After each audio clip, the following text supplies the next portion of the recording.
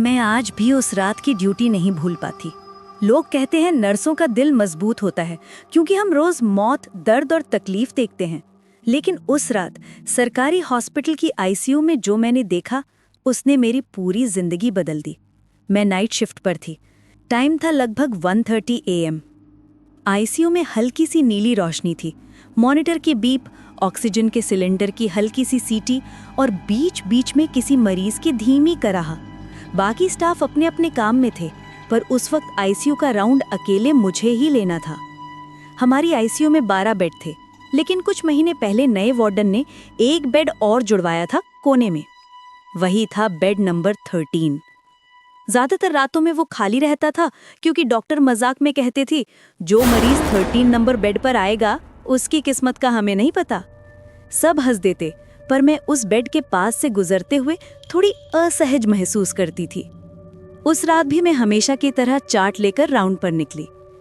पहले बेड 1 से 6 तक सब नॉर्मल। कुछ मरीज सो रहे थे, कुछ को सिडेशन दिया हुआ था। मॉनिटर पर उनकी सांसें लाइन बनकर चल रही थीं। फिर मैंने बेड 7 से 12 तक देखा, दवाइयाँ चेक की, फ्लूइड रेट देखा, ऑक्सीजन मास्क सही है या नहीं, सब नोट किया। जब मैं बेड 12 तक पहुंची तो अचानक मुझे लगा कि पीछे से किसी ने मेरा नाम बहुत धीमे से पुकारा, सिस्टर। आवाज इतनी हल्की थी कि लगता हवा ने फुसफुसाया हो। मैंने मुड़कर देखा। आईसीयू में बस वही 12 बेड थे और कोने में बेड नंबर 13 पर कोई बैठा हुआ था। मैं अचानक रुक गई। दिल की धड़कन 1 सेकंड के लिए रुक सी गई। बेड 13 की लाइट बहुत हल्की थी, लेकिन मुझे साफ दिख रहा था। एक मरीज बैठा है, हॉस्पिटल का गाउन पहने, सिर थोड़ा झुका हुआ, हाथों में कैनुला लगा हुआ है, जैसे अभी अभी एडमिट किया गया हो। मेरे दिमाग ने तुरंत लिस्ट चेक की। आज के एडमिट लिस्ट में तो सिर्फ 12 मरीज हैं। 13 नंबर बेड खाली था। मैं धीरे धीरे उसकी तरफ बढ़ी। आप कौन हैं? किसने एडमिट किया आपको? वो आदमी धीरे से मेरी तरफ देखने लगा। चेहरा पीला, आंखों के नीचे गहरे काले घेरे, होंठ फटे हुए, लेकिन उसकी आंखें अजीब थीं। उनमें ऐसा दर्द था जैसे बहुत समय आईसीयू में बिताया हो, बहुत सारे इंजेक्शन, वेंटिलेटर, शॉक सब देखा हो।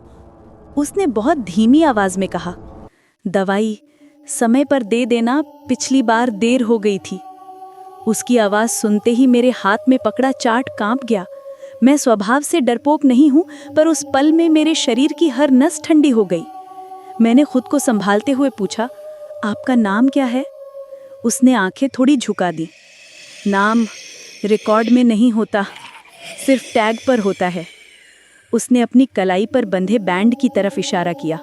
मैं और करीब गई। आईसीयू की लाइट उसकी कलाई पर पड़ी। बैंड पर नाम लिखा था, अनजान पुरुष 0, बेड 13। मैं हक्का बक्का रह गई। अनजान 0?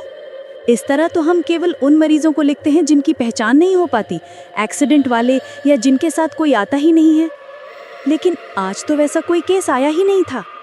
मैं तेजी से नर्सिंग स्टेशन गई और पिछले एडमिट रिकॉर्ड देखने लगी।